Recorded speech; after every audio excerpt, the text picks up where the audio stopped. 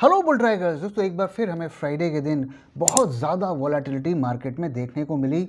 और इंट्राडे में अगर हम निफ्टी की बात करें तो लो से हाई तक का जो गैप है वो 611 पॉइंट का हो गया। और ये जून के बाद जो लोकसभा इलेक्शन के रिजल्ट्स आने वाले दिन जिस तरीके की वॉलेटिलिटी हमने देखने को मिली थी, उसके बाद सबसे ज़्यादा वॉलेटिलिटी हमें कल देखने को मिली। तो 5 जून को जो मार्केट में वॉलेटिलिटी देखने को मिली थी, उसमें जो गैप था करीब 800 पॉइंट का था। और इस फ्राइडे के दिन हमने देखा 611 पॉइंट का गैप हमें देखने को मिला हाई और लो के बीच में। तो ये पहली बार नहीं है हम इस तरीके की वॉलेटिलिटी देख रहे हैं। पिछले अगर हम 2 हफ्ते में देखें तो 2-3 बार हमें ऐसा देखने को मिल गया है। तो 2 क्वेश्चंस यहाँ पर उठते हैं। पहला ये कि क्यों ये बार बार हो रहा है, और दूसरा जो फ्राइडे के दिन हमें तेज़ी देखने को मिली, इतनी शार्प ड्रॉप के बाद एक सडन और फास्ट रिकवरी देखने को मिली, तो इसे हम कैसे देखें? क्या एफआईआईज वापस से 3-4 दिन के थोड़ी थोड़ी सेलिंग के बाद वापस से बुलिश हो गए हैं? क्या हम आगे और बड़ी रैली देख सकते हैं? तो इन सब चीज़ों के बारे में हम इस वीडियो में बात करने वाले हैं। तो आइए सबसे पहले बात करते हैं कि बार बार इतनी वोलेटिलिटी हमें क्यों देखने को मिल रही है। तो दोस्तों, एक तो रीज़न मैंने आपके साथ कुछ टाइम पहले शेयर किया था कि हमें सेक्टर रोटेशन देखने को मिल रहा है। तो कुछ दिन का पहले का डेटा जो हमने आपके साथ दिखाया था, तो लोग आईटी में बाइंग कर रहे थे और एफएमसीजी में सेलिंग कर रहे थे। कल के दिन रिवर्स देखने को मिला और सबसे ज़्यादा बाइंग एफएमसीजी सेक्टर में ही हमें देखने को मिली। तो एक तो सेक्टर रोटेशन है, और दूसरा जो इससे भी बड़ा कारण है जिसकी वजह से हमें इतनी वॉलेटिलिटी देखने को मिल रही है, वो ये कि जो ये वीकली ऑप्शंस कम किए गए हैं, साथ ही और मार्जिन वगैरह बढ़ाया गया है। तो इसकी वजह से जो अगर आप देखें तो ऑप्शंस के वॉल्यूम में बहुत ज़्यादा ड्रॉप हुआ है। अगर हम इंडेक्स ऑप्शंस में देखें तो 90% का ड्रॉप हुआ है एज़ पर लेटेस्ट डेटा। तो जहां आप देखिए पहले 200 मिलियन कॉन्ट्रैक्ट्स ट्रेडेड हो रहे थे डेली बेसिस पर, वो अब सिर्फ 20 मिलियन रह गए हैं। 90% ड्रॉप हमें देखने को मिला है। तो जो ऑपरेटर है उसको प्रॉफिट कहाँ से मिलेगा? आपने रिटेल जो छोटे ऑप्शन ट्रेडर्स थे उनको तो आउट कर दिया। अब ऑपरेटर को तो पैसे चाहिए, चाहे ऐसे चाहे वैसे। तो अब वो उन्होंने ऐसा लगता है कि ये तरीका अपनाया है और इंट्राडे वोलेटिलिटी में वो आपके स्टॉप लॉसेस को कटा रहा है कि भाई आप ऑप्शन में आओ और आपके हम स्टॉप लॉस काटेंगे, आप अपनी पोजीशन हमें दोगे और फिर हम जैसा चाहें वैसा जो है मार्केट को ऊपर ले जाएंगे।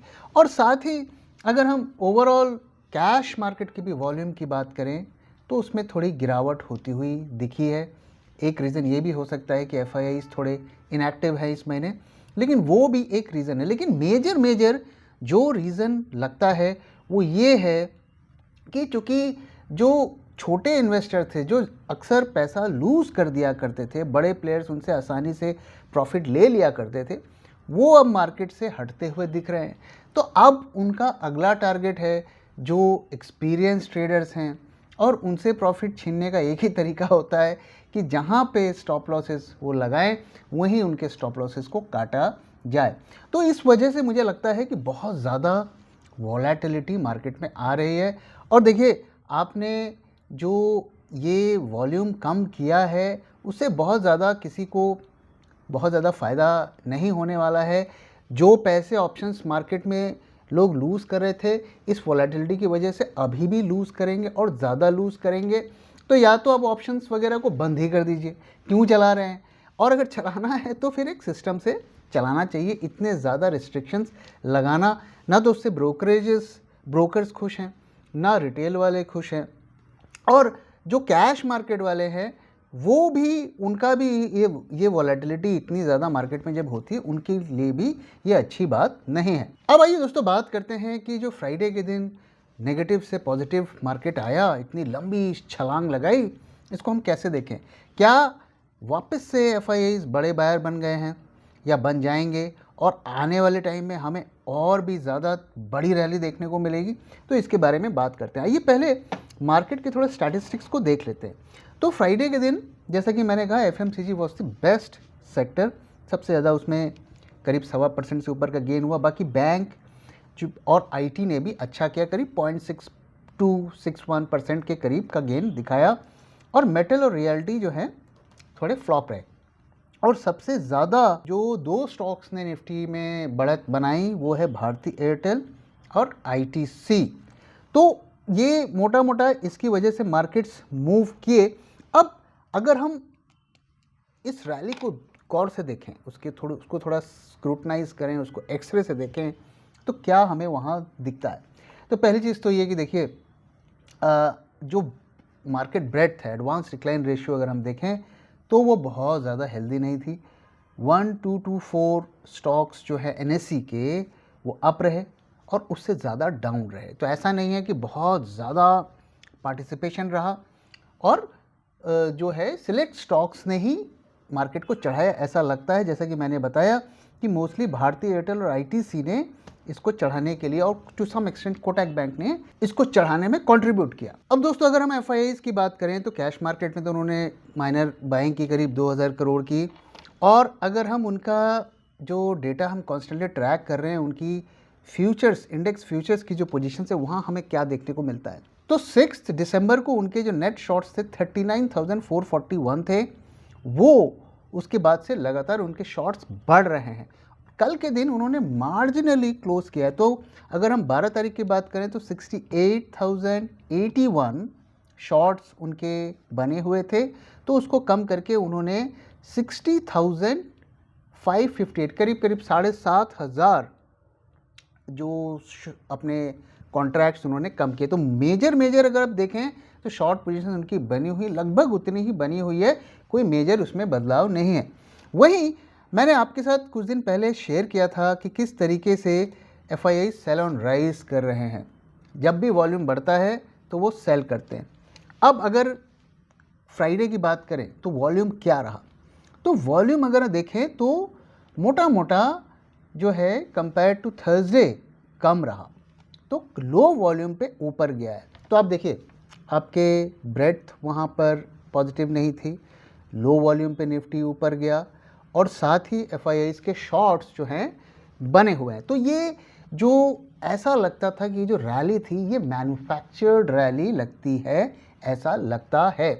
तो अब आइए थोड़ा हम चार्ट्स को भी देखते हैं कि चार्ट में हमें क्या दिखता है। तो अगर हम चार्ट को देखें तो दोस्तों जैसा कि लगातार मैं आपके साथ शेयर कर रहा हूं कि हमारा जो 23,800 का बॉटम है और अगर हम उसका जो टॉप जिसे हम मानते हैं उससे हम देखें तो 23,800 तक जितना भी उसने पॉइंट्स लूज़ किए उसका 50% उन्होंने कवर कर लिया और वो 50% बनता है 24,860। तो जब तक ये लेवल क्रॉस नहीं होता है तब तक अब हम बुलिश नहीं रहेंगे और बेरिश भी नहीं रहेंगे, क्योंकि हमारे इंडिकेटर्स अभी तक बेरिश मोड पे तो है नहीं। लेकिन ये एक मेजर रेजिस्टेंस है 24,860, इसके ऊपर क्लोजिंग होगा तभी हम बाइंग की तरफ देख सकते हैं और 25,000 25,200 तक जो है ये मार्केट जा सकता है। सेलिंग अभी फिलहाल नहीं करनी है। हमारे इंडिकेटर्स अभी अगर हम देखें तो उन्होंने अर्ली सेल के सिग्नल्स देने शुरू कर दिया, अभी कंफर्मेशन नहीं आया है। सो बेसिकली अभी पोजिशनल के लिए अगर हम देखें तो ना बाइंग है ना सेलिंग है। ऑफ कोर्स इंट्राडे में जो है पोजीशंस मिलती हैं, अपॉर्चुनिटी मिलती हैं या शॉर्ट टर्म 1-2 दिन के लिए भी मिलती हैं। तो फिलहाल मैं अभी लॉन्ग करने का नहीं सोचूंगा, शॉर्ट करने का ही सोचूंगा। लॉन्ग में तभी जाऊंगा जब 24,860 कन्विंसिंगली क्रॉस होता है। अब दोस्तों आइए एक और चीज़ के बारे में बात करते हैं कि ऐसा क्या इकॉनमी में हो सकता है जिसकी वजह से हमें बड़ी रैली देखने को मिल सकती है। तो अब कुछ खबरें छन छन कर ऐसे आ रही हैं। देखिए, कोई भी बड़ा डिसीजन होता है तो वो तो जब अनाउंस होता है तभी हमें पता चलता है, लेकिन एज एन इन्वेस्टर्स हमें थोड़ा इधर उधर आँख कान अपने खुले रखना चाहिए और देखना चाहिए कि क्या मार्केट में खबरें आ रही हैं। और कोई क्लियरली तो आपको बताएगा नहीं, तो 1+1 करके हमें 2 या 3 करके हमें देखना पड़ता है कि क्या मार्केट में चल रहा है। तो इस वक्त एक जो खबर आ रही है और मुझे नहीं पता ये सही है कि गलत है ये र्यूमर भी हो सकती है, ये पूरी तरीके से गलत भी हो सकती है, लेकिन मैं सरप्राइज़ नहीं होऊंगा अगर ये हो जाता है। और वो खबर ये है कि एक तो देखिए है कि रेट कट होने वाला है ये अगले साइकिल में, क्योंकि उन्होंने ऑलरेडी शुरुआत कर दी है। मोस्ट लाइकली वो रेट कट अगले साइकिल में करेंगे और आरबीआई का नया गवर्नर भी आने वाला है, तो ये सब उसी के लिए शायद भूमिका बन रही होगी। लेकिन ये खबर नहीं है जो मैं आपके साथ शेयर करना चाहता हूँ। जो खबर है जिसके बारे में मैं बोल रहा हूँ कि सच है या गलत है मुझे नहीं पता, लेकिन शायद हो सकता है, वो ये कि आपके बैंक के जो रेट्स हैं उन्हें हो सकता है कि इंटरेस्ट रेट्स को काफ़ी घटा दिया जाए, जैसा कि फॉरेन कंट्रीज़ में होता है, यूएसए में होता है, जापान में तो नेगेटिव इंटरेस्ट रेट होता है, यानी बैंक में पैसा रखने के का हमें भाड़ा देना पड़ता है। स्विट्ज़रलैंड में भी ऐसा होता है। तो ऐसा शायद सिस्टम इंडिया में भी हो जाए, और इसका रीज़न ये है कि अभी देखिए रिसेंटली एक स्टेटमेंट आया पीयूष गोयल जी का, जो कि कॉमर्स मिनिस्टर हैं। उन्होंने कहा कि targeting food inflation with rate is a flawed theory. तो दुनिया भर में जैसा होता है कि इन्फ्लेशन में आप जो है खाने पीने की चीज़ें डालते हैं, क्योंकि हर आदमी खाना खाता पीता है, और हमारा अगर आप देखिए जो लोअर इनकम मिडिल इनकम के लोग होते हैं उनका ज़्यादा पैसा खाने पीने में ही चला जाता है, तो इसलिए इन्फ्लेशन में उसके प्राइजेस इनपुट जाते हैं। लेकिन हम देख रहे हैं कि हमारे यहाँ खाने पीने का इन्फ्लेशन तो देखिए कंट्रोल हो नहीं रहा है। तो बेस्ट है कि आप इन्फ्लेशन से इसको ही हटा दो, तो आपका इन्फ्लेशन तो बढ़ेगा नहीं। अब देखो पेट्रोल आप डाल नहीं रहे, अब खाना पीना भी हटा दो, तो इन्फ्लेशन तो आपका ऑटोमेटिकली कम हो जाएगा। तो जब कम हो जाएगा आप बोलोगे देखो इन्फ्लेशन तो कम हो गया, तो इंटरेस्ट रेट भी कम करो। तो इनके स्टेटमेंट को मैं तो ऐसे इंटरप्रेट कर रहा हूँ, आप कैसे इंटरप्रेट कर रहे हैं आप बताइए।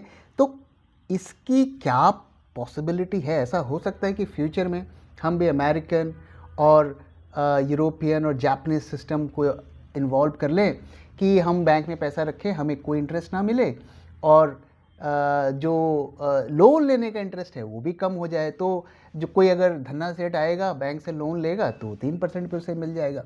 क्या ऐसा हो सकता है? क्या आपको लगता है कि इंडिया में कभी ऐसा हो सकता है? आइडियली मेरे से अगर आप पूछेंगे तो हम उस तरीके की इकॉनमी हमारी नहीं है। ज़्यादातर लोग हैंड टू माउथ रहते हैं, और हमें बैंक्स में इंटरेस्ट देना चाहिए, ज़्यादा देना चाहिए, लोगों को इनकरेज करना चाहिए कि वो लोग पैसा बैंक में रखें। अब देखिए एक तरफ आपने ऑप्शंस मार्केट में लगाम लगा दी कि आप वहाँ पर पैसे मत लगाइए, ठीक है, वो गलत है सही है वो डिबेट आप कर सकते हो, लेकिन आपने वो कर दिया। तो अब हमारे पास ऑप्शन क्या है कि हम जो है उस पैसे को निकाल कर बैंक में रखें। अब बैंक में अगर आप इंटरेस्ट रेट कम कर दोगे या ख़त्म कर दोगे तो फिर हम बैंक में क्यों रखेंगे? तो फिर एक जो मार्केट में पैसा नहीं लगाता उसके पास क्या ऑप्शन रह जाएगा?